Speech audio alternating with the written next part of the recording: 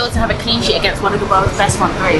Yeah, we are so proud because we knew that they have the best player in the world. So we are so happy to keep the clean sheet today in front of our fans, and we have to take it as a lesson to do it again next week. And of course, Declan Rice never scored a free kick, 2 amazing ones. How do you feel about his performance? And he's really stepped up for the team today. Yeah, of course, we don't score a lot of direct free kick, and today he scored 2 in a big game like this. So we are so proud of him, and I hope he will score again. And yeah, we are so happy of his performance because he was amazing today. And what sort of confidence does this bring for the next leg? We know it's not over, there's still 45 minutes, both sides to go. How do you feel approaching that as a defender? Yeah, of course, we won 3-0 today. We want to win again next week to be qualified. So we don't have to be scared. We want to go there and win the game again. One question. Rice's 2 goals. First ever free kick in his career. Do you see that in training every day? No, I don't see that. It was the first time I've seen a good free kick of Deck today, because we don't score a lot of free kicks, direct free kicks. So I'm so proud of him, and I hope he will score, and I'm sure that he will score again. Is that the best night of your career? Yeah, one of the best, and I hope not the last one. And the fans are saying that was the greatest night at the Emirates since Arsenal moved to this stadium. On the pitch, did it feel like the greatest night? Yeah, it was incredible, because to win in a quarter final like this against Madrid in front of our fans is amazing. But now we have to do it again next week away.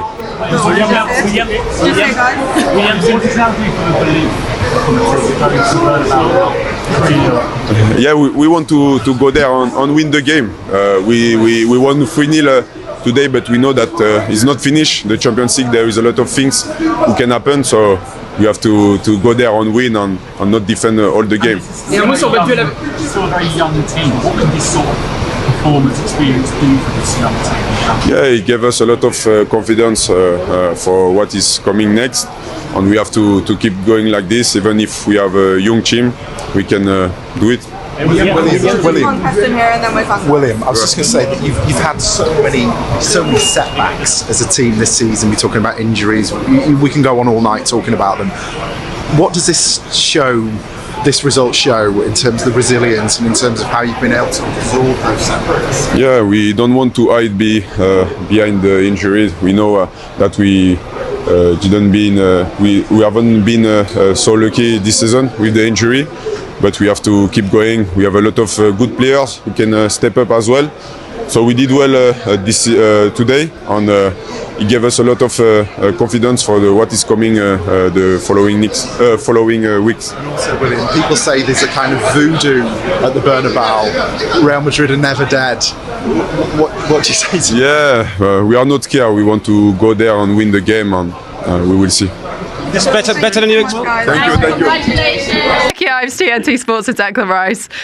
Dec, have you got your head around what just happened out there? Honestly, I haven't. It's been chaos probably since I've come in. My phone, just seeing people outside here. I've not really had time to sit and digest it all, and what I've just done and how I scored the goals. I've got all night to do that, so when I get in, I'm sure I'll sit down and have a watch. You have played 339 professional games of football and you have never scored a direct free kick. You've just got 2 in 13 minutes. Yeah, I know. I knew as soon as I'd hit the first one and it went in, I thought that's my first ever free kick. And then I just had the confidence over the second one. I just thought, why not? What have I got to lose? And I was going to go over the wall, but then I thought, I've got the keeper's side one on a good one. And I've been practicing that a lot. So, yeah, 2 went in, and they're magic moments, and they're going to sit with me forever. A really, really special night. What an incredible team performance tonight. Was that some of the best football that Arsenal played this season? Yeah, for sure. I think as a team and as a group, we knew what we could do tonight. We knew we had 11 players out there who were willing to do anything to win this game. We know it's a 2-legged tie. We know we have to go there next week, and it's going to be now a completely different context of a match, and we're ready to give it everything. We're going to sit there and go there and just defend. We want to take this club into the semi-final and beyond. So, we're going to keep pushing. That third goal, do you reckon that was crucial for Mourinho tonight? And also, he was kind of backing away and he swept it in. Unbelievable skill. He's so good. Honestly, he is so, so good. His technique The way he caresses the ball in terms of his touches and the way he moves, he's a typical like proper Spanish player. It's beautiful to watch, and he's been a real key for us because to go in from midfield to striker is not easy, and the way he's just done it and he's been selfless about it is. He deserves it all because he lives right, he does everything right, and another big moment for him. I'm so happy for him.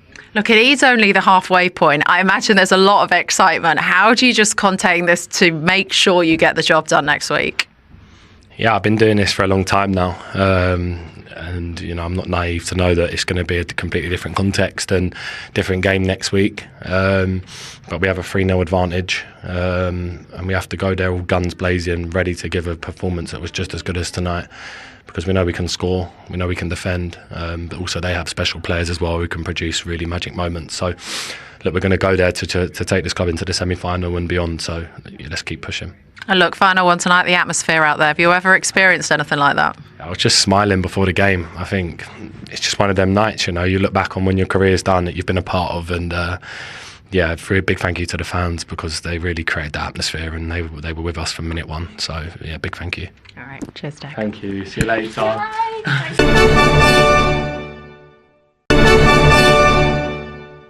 TNT Sports with Jude Bellingham. Jude, what's the Real Madrid reaction to that? Are you all a little shocked? I don't know if shock's the right word. I think we're disappointed, really, and more so in ourselves. There's nothing we can draw on from any external excuses or anything like that. We've got to look solely at ourselves, and it's the similar kind of themes that have happened to all season when we've dropped points, and it's happened again tonight, but on a larger scale. And we're going to have to address it. We're going to need something special to turn it around. But special things can happen in football, and if there's one place where it can, it's at our house. Was it that Real Madrid weren't on their game tonight, or was it the way that Arsenal played that didn't allow it? Bit of both, I think. A bit of both. I think there was they had a good game plan in how they wanted to get out from the back. I think they did a really good job at analysing how we would try and go and press them. I think they made a little change that helped them just progress the ball forward a little bit more, and that gave them a more chance of having more waves of attacks and being able to take more risks, especially when the ball went wide. So, credit to them, they were brilliant. I thought even besides the free kicks, which are obviously very rare to score, it's they had a load more chance that they could have punished us with. So we have to be honest, we have to be humble, take our medicine, and yeah, like I said, anything can happen in the return. Well, as you said, if there's one place that you can score 4 goals, it is at your house. Anything's possible with this team? Well, yeah, history's proven it. As a team, we've scored a lot of goals in games before, and like I said before, it's not within the mentality of this club just to give up and roll over. But there's no doubt about it. We'll need the fans, and we'll need to have to give something for them to grasp onto, because something like that they can't get behind, and I completely understand. But at home, we're going to have to show a much better reaction if we want to make something special happen. But like I said, anything's possible. Jude, thank you. Thank you. All right, Dougie and Pete are back. Dougie, what a night for Arsenal. I mean, I mentioned before to Chris Boyd, even the most ardent of Arsenal fans, I'm not sure how many of them would have envisaged 3-0 at home to Real Madrid to take into a quarter-final second leg. But in terms of, their progress in domestic competition, we've seen them build up those finishes, 8th, 5th, 2nd in the Premier League. But this was a bolt out of the blue in the Champions League. We were saying before, we couldn't really remember the last time that Arsenal produced this kind of performance against such a big team in Europe. Where do you think last night's performance result ranks in that sense? I think it's the best in my lifetime. I think by distance, to be honest. And no disrespect to the Intercity Fairs Cup and the Cup Winners' Cup that they've won in the past, but Arsenal's European history isn't particularly glamorous for a club of their stature, and they've got past this stage most recently in 2009 before losing to Man United. Obviously they need to secure their spot in the semi-finals and potentially even go on to a final and see where it leads. But in terms of a one-off result, given the context of Real Madrid having won 6 of the last 11 Champions League, given the fact they were playing against Rodrigo, Bellingham, Vinicius Jr. Mbappe, given the fact they were going into it without Gabriel, probably their best, as Declan Rice said, best player this season, without a recognised centre forward, with Calafiori and Ben White coming back from injury, with Saka only just back from injury, to absolutely obliterate Real Madrid 3-0 with 2 efforts cleared off the line from Alaba and Bellingham,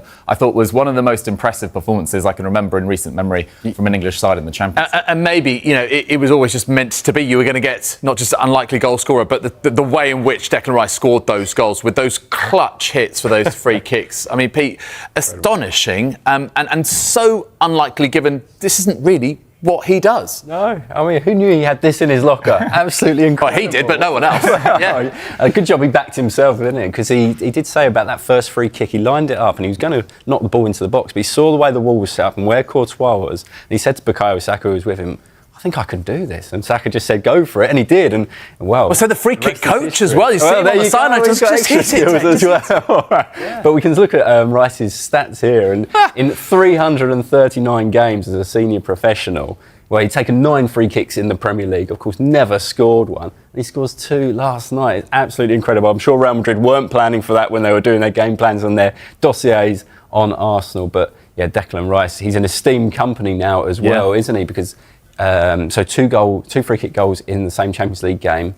Only Neymar has done that. Hakim Ziyech has done that against Man United. Cristiano Ronaldo has done that, and the great Rivaldo has done that before. Yeah, it's interesting to put some context around this because to be brutally honest, in terms of the context of these games, none of them are knockout stage games. Yeah. Yes, that was against Manchester United, but admittedly, I think one of these was against FC Zurich, or this one here was a group stage game for Barcelona against AC Milan. So the context of these free kicks is crucial, isn't it? Well, because as Dougie says, before that goal went in, that first goal went in, Real Madrid had chances. Mbappe had twice gone through and once missed the target, once shot straight at David Raya. This completely changed the momentum of the game, that first goal. And of course, a few minutes later, he's got the confidence to stick it in the top corner for another one. And then after that, Mourinho adds the third. And suddenly, Arsenal are out of sight going into the second leg at the Bernabeu, which is just beyond dreams of what the Arsenal supporters might have had. It still doesn't answer the question, though, guys. What is Declan Rice's best position? What number is he on the pitch? Because, we've seen him play at centre-back before, like a 4, maybe a 6 as the holding midfielder, maybe an 8, pushing forward a box-to-box midfielder. But last night, Dougie, presumably this really showcases his ability to score crucial goals. Yeah, absolutely vital. I think the fact is that he's world class in 2 positions, as a holding midfielder and as a number 8. But I think given the fact that Arsenal have been strongly linked with Zubimendi in the last few months as well, maybe there is a suggestion that they see Rice as this long-term left-sided 8. And you can see why. If you look at his goal contributions per season in all competitions, this is since he joined Arsenal. Look at that explosion. 7 goals and 10 assists. It has to be noted that a lot of his early work at West Ham was as a centre-back. Now he's playing as this much more dynamic presence. I think the separation of Declan Rice compared to other 8s in his position is that range of movement. His passing is very good. The fact he can take set pieces, not just free kicks, but corners to such a high standard as well. He's very good in the air, of course. And I actually think the gap between him and the other players in his position are more separate as an 8 than a 6, if that makes sense. But what an amazing player to have in your books, and someone that can give so much confidence to Arsenal fans. And how often do you see a £100 million signing just think, yeah, he does, he's warranted it. Yeah, and he's worked it out perfectly. Arsenal fans say they got him half price. Last night's evidence. It's funny because I just remember that day when we announced that news on Sky Sports News. You just go, oh my days, what a price tag. But, this is that absolutely checking out and then some. And talking about versatile players, Pete, we've had Mikel Merino playing up front. Holding midfielder, by definition, essentially does play a little bit differently to that at times. He's scored some great goals, hasn't he, since moving into that position further forward. And important goals as well. Obviously stepping up with Havertz and Gabriel Jesus, unavailable to Arsenal at the moment. We can see since he scored those 2 goals on February the 15th against Leicester, when he was first time he'd ever been played as a forward in his career, Arteta just saw something in him, put him up top. And he scored 6 goals in those 10 games since then. Only Marco Asensio at Aston Villa and Bruno Fernandes at Man United have scored more among Premier League players in all competitions since then. So it's an incredible... I think it's great credit to him in the way that he's stepped up, and you hear Arteta talking about the way he's tried to learn the role as quickly as he can. He's asking lots of questions, he's studying it. How can I maximise my skills in that area of the pitch? But also credit to Lewis Skelly for that assist. 18 years old, playing against Real Madrid in the Champions League knockout tie, picks out Merino and then a wonderful finish. And what a boost that'll be for him, given the sort of up and down nature of his first few months in the Premier League, with the sendings off, etc. For him to provide that assist and you say, what a fine finish it was, Mikel Merino going away from goal and snapping it back in. But also, we've got to talk a little bit about the return of Bukayo Saka, Dougie. I mean, it's a great story after 100 days out, returned as a sub, then comes on and starts this game. And really also, Mikel Arteta having to manage the energies of his squad and work out when to rest them, when to play them. So ultimately vindicated his decision to rest players against Everton. Yeah, he came in for a little bit of criticism for that, didn't it? And I think that was mainly because Liverpool then lost to Fulham the following day, and maybe they see that as a missed opportunity to only pick up 1 point at Goodison Park. And Martinelli and Saka and Odegaard and Partey were left on the bench against Everton. They did introduce some of them for the second half as well, but so impressive to come back at this level from Bukayo Saka, as you say, after over 3 months out with an injury. Absolutely remarkable. David Alaba, he gave a torrid time to. He's half fit after an injury layoff as well, but it felt like the sort of occasion and performance from Saka that whoever was playing as left back there, whether it was Roberto Carlos or Maldini, he would have given them an absolutely torrid time. And also huge credit to Martinelli on the other side as well. Against Fede Valverde, one of the fittest, most dynamic players in world football, playing out of position as a right back. But Gabriel Martinelli's last few games as well, showing signs that he's getting back to those 22, 23 levels as well. Maybe just all coming together for Arsenal when it really matters in those forward positions. But for Real Madrid, I mean, two sides to every story, Pete. A real humbling, and it's such a rare occurrence for them in the Champions League. They've dominated this competition, as we know, for the last couple of decades. Yeah, they just don't get beaten by this sort of scoreline in Champions League knockout games. And you could hear afterwards, Carlo Ancelotti very down in his press conference afterwards. Thought the first half was fairly even, but very disappointed with their second half performance. We can see here their biggest knockout defeats. Well, this has equalled it. So they lost 3-0 to Arsenal last night. And in the semi-final in 2013, they lost 4-1 to Borussia Dortmund. Oh, yeah, that was the Classica final, wasn't it, at Wembley? I did. Yeah, It went on to Bayern Munich, eventually beating Dortmund. This was Jurgen Klopp's Liverpool, Dortmund, and used to say Jurgen Klopp's Liverpool, aren't we? Lewandowski, all 4 goals. Real Madrid did win the second leg 2-0, so maybe a warning sign there for Arsenal that they will strike back Real Madrid, but it's a long way back for them now. Yeah, we mentioned this before. In the Champions League knockout stages, only 4 times have there been comebacks from 3-0 down. Barcelona have suffered 2 of them and enacted another of them. It's very, very rare, this. So Arsenal fans will be, even the most nervous, I think, will be feeling okay about what happened last night. But Real Madrid, I mean, yes, we know, 15-time European champions, kings of the Champions League. I don't think we can really doubt that. I think what's the next nearest? Is it Milan on 7? Yeah. Right, okay, so, it's case in point. But they bring in Kylian Mbappe, and you think, right, well, they're going to get even stronger. Not necessarily been the case. How do you assess his impact? I think he's had a solid first year. I think he had a slow start, but 33 goals in all competitions, that's pretty impressive. It's just 4 short of the record set in the 90s for a player in their debut season for Real Madrid. He's scored more goals than Ronaldo did in his debut season, although Ronaldo's debut season was blighted somewhat by injury as well. But as you say, this is their 11th defeat in all competitions this season. They only lost 2 in the entirety of last year, as they did a League and Champions League double. Toni Kroos's departure in the summer feels absolutely massive, and they have had injury issues at the back as well. No Eder Militão, no Carvajal. Alaba's had injury issues. They've had to play Tchouaméni and Asensio as their centre-backs for much of this season.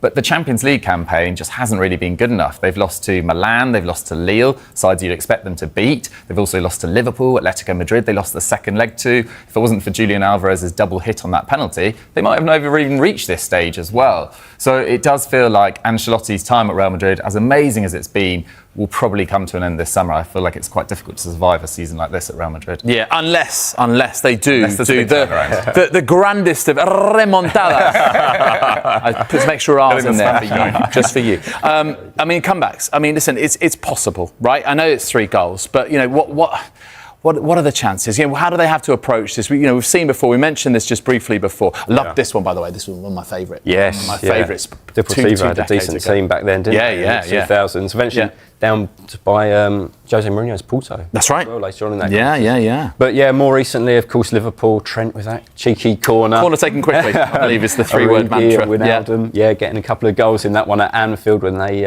incredibly turned that semi-final around in 20. This was the Valverde era at Barca, wasn't it? When he suffered those 2 era-defining defeats. It's just the season before. You're right. It all went wrong for them in Rome, didn't it? When they threw away that 4-1 first leg. And then this one adds extra storylines to tonight's game between PSG and Aston Villa, because of course it was Unai Emery against Luis Enrique here when PSG thought they were well through into the quarterfinals after beating Barcelona 4-0 in that last 16 time, and got absolutely blown away at the Nou Camp 6-1. I remember, I have to say, watching, I was on my phone watching the scoreline to hang on, what? 4, 5, 6. Couldn't believe Neymar in chaos, wasn't it? That's the thing is that he seemed to thrive in that chaos yeah. at the Camp Nou. So, look, evidence that it's not quite over yet, and Real Madrid at the Bernabeu can do special things, as Jude Bellingham mentioned, and as we just saw that quote from him. But Arsenal in a fantastic position now, aren't they? Yeah, they are. And I think that we mentioned this before with Chris Boyd, the other element of this is that they've now got 5 places in the Champions League for next season then. So just tell us a little bit about this in terms of the coefficient. How have we got to this point? You know, we knew that this was likely, but now it's done, Pete, is that right? Well, not too much detail. I'll give you the big picture because it's quite complex.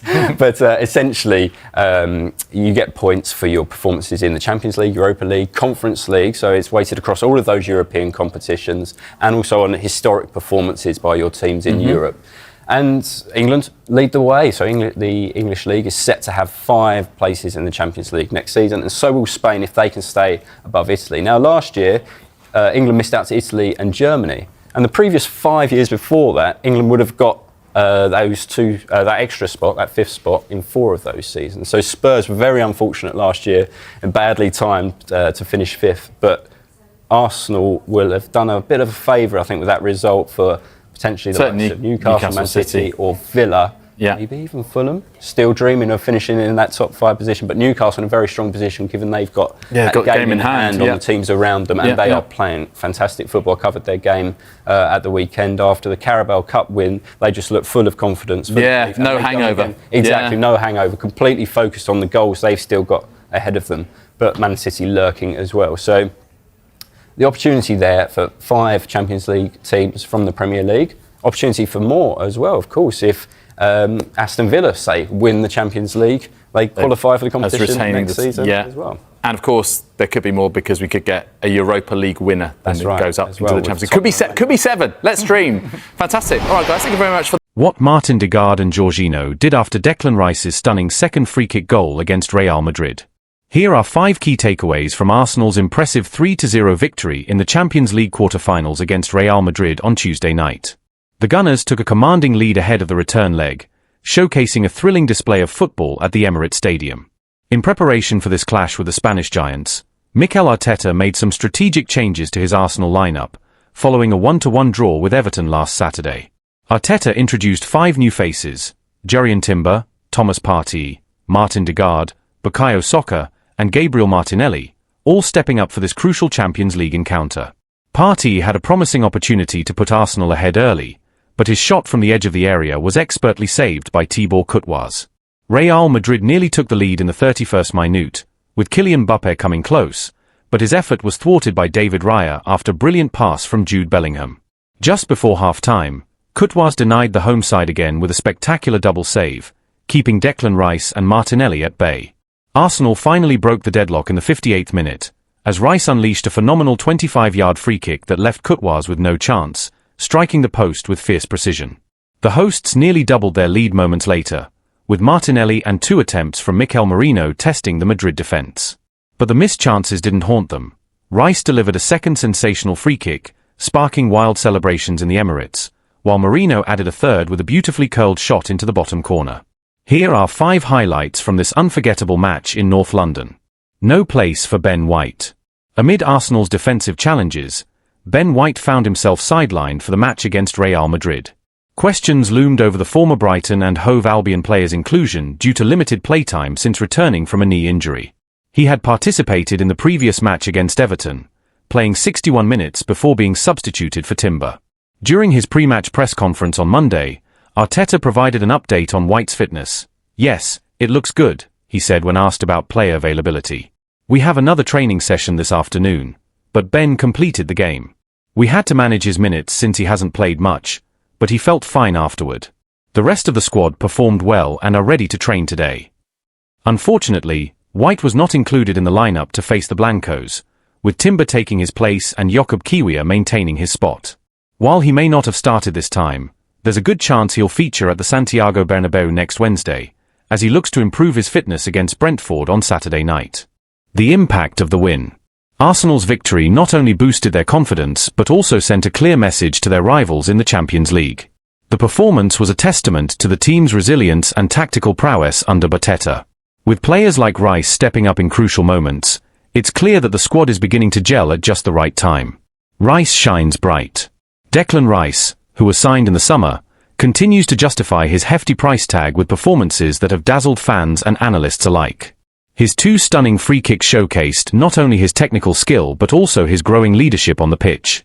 After the match, Rice expressed his delight, saying, "It's an incredible feeling to score in such a big game. We're building something special here, and nights like these remind us of our potential." Degarde and Jorginho's leadership. Following Rice's second goal, Martin Degarde and Jorginho took it upon themselves to rally the team. Their experience was evident as they urged their teammates to maintain focus and intensity, knowing full well that Real Madrid would come out fighting in the return leg. Degarde, in particular, has emerged as a crucial playmaker, providing not only creativity but also tactical awareness. Jorginho's calmness under pressure has been vital in dictating the tempo of the game. What's next for Arsenal? Looking ahead, Arsenal will face a tough test at the Santiago Bernabeu, where they'll need to defend their lead against a determined Real Madrid side. The return leg promises to be a thrilling encounter, and fans are buzzing with excitement. Arteta is already preparing the team, emphasizing the importance of staying disciplined and composed. "We know Madrid will come at us with everything," he said in the post-match conference. "But we have to believe in our game plan and play our football." Broader implications. This win has larger implications not only for Arsenal's campaign, but also for the landscape of European football. It highlights the emergence of Arsenal as serious contenders in the Champions League, a far cry from previous seasons where they struggled to make an impact. If they can maintain this form, they might very well challenge for the title, sending shockwaves through Europe's elite. The victory has also reignited discussions among fans and pundits about the revival of English football on the European stage, with clubs like Arsenal, Manchester City, and Liverpool all performing strongly. This resurgence is a testament to the tactical evolution and investment in youth and talent across the league. Conclusion. As Arsenal prepares for their next challenge, the excitement and anticipation are palpable. With key players stepping up and a clear vision from Arteta, the Gunners are not just dreaming of glory, they're actively chasing it. The next match against Brentford will be crucial for maintaining momentum, but the real test lies in Madrid. Can Arsenal hold their nerve and secure a place in the semi-finals? Only time will tell, but one thing is certain, the Gunners are back in business, and they mean business.